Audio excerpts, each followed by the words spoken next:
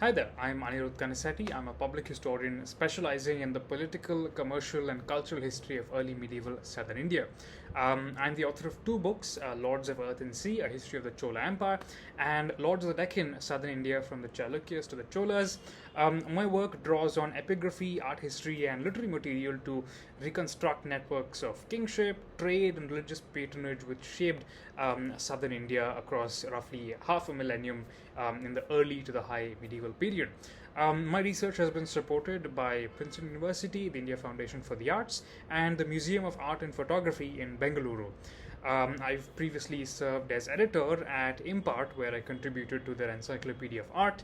One of the timelines that I developed for them, called Bronze and Stone, is one of the most comprehensive resources anywhere online on the art history of the Cholas, and we're going to be using it quite extensively over the course of this course.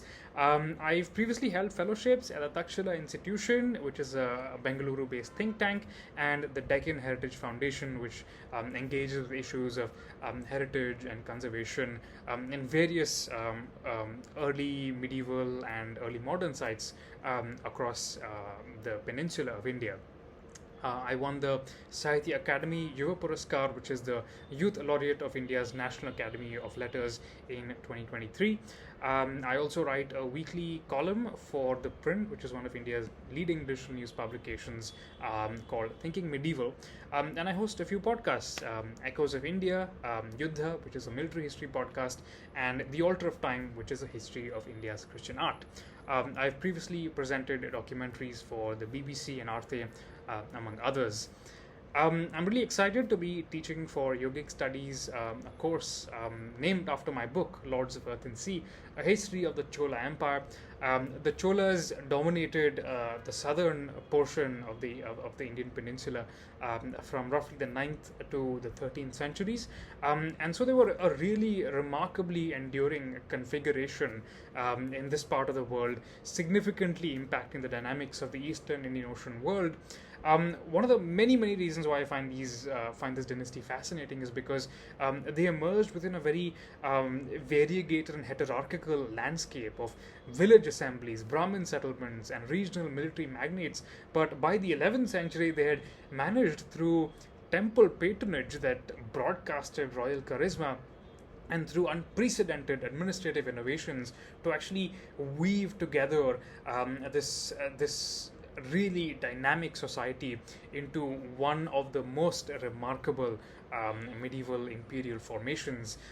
Chola campaigns would actually scatter Tamil speaking peasants and warriors and merchants through this vast frontier, from southern Karnataka to southern Andhra Pradesh, all the way into northern Sri Lanka, and even across the Bay of Bengal at times, into the Malay Peninsula and Sumatra as well. The idea really with this course is to give you an introduction to the worlds that the Cholas and their contemporaries inhabited. This is not a course that focuses solely on royalty and on court culture. I'm fascinated by medieval state society, and so we're going to be spending quite a lot of time talking about a medieval merchant corporation called the Ainutruvar, or the 500 Lords, as well as corporate peasant assemblies like the Chittarameli Periyanada, or the Shining Plough, which is a remarkable 11th century peasant collective. And we're going to be talking quite extensively about how these groups interacted with the Chola state, and how the Chola state itself interacted with its contemporaries, not just other states and other dynasties like the Rashtrakutas, the Pandyas, and the Pallavas, but also with peasant groups, with merchant groups, and with corporate military groups. We're going to be looking at a world that in many ways established the institutions and the dynamics that you still see in South India today, but also in many other ways feels profoundly different and strange and alien and fascinating. The course is going to unfold over the course of 4 weeks in May 2026.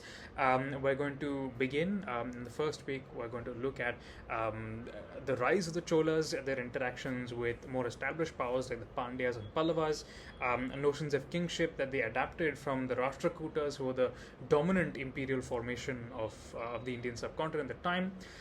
We're then going to look at the beginnings of the Chola kingdom in week 2. I'm particularly fascinated by temple patronage, something that Chola women played quite a role in, particularly in the absorption of the god Nataraja, really as the tutelary deity, in a sense, of the clan.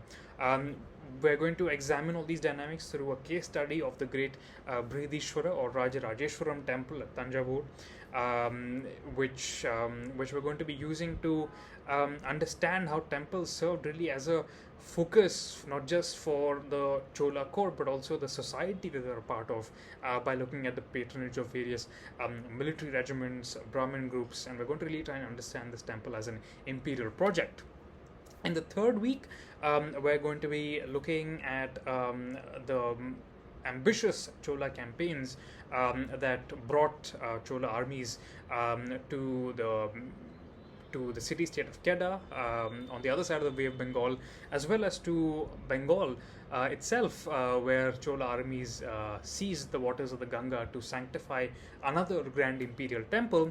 But we're going to be using this as a means really to talk about corporate groups like the Ainutrover, the merchant corporation I mentioned earlier. We're going to be looking at the activities of these corporate groups in the frontiers of Chola expansion, particularly in southern Karnataka and in northern Sri Lanka. We're going to be looking at how corporate and collective decision making served as a way for Tamil state society to organize itself, especially in times when the Chola court was embroiled within dynastic struggles or in military campaigns in its frontiers.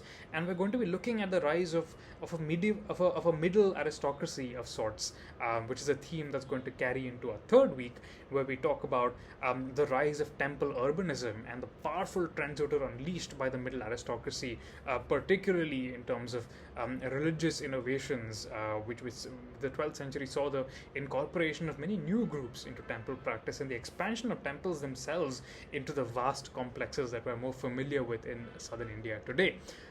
In the final week of the course, we're going to be looking at the decline of the Chola dynasty as it was outpaced by other Indian Ocean powers, particularly the Hoysalas and the Pandyas, who are better connected to new trends such as the reliance on cavalry as an arm of the king, in a sense. But more importantly, we're going to be looking at how collective decision making and caste formation served as a way for society in the Coromandel coast to structure itself in this time of political turmoil, both during the fall of the Chola dynasty and a little bit after that. I'm hoping that through this course you'll be able to develop an insight into the dynamics of the development and the dissipation of Chola power within its heartland and its frontiers.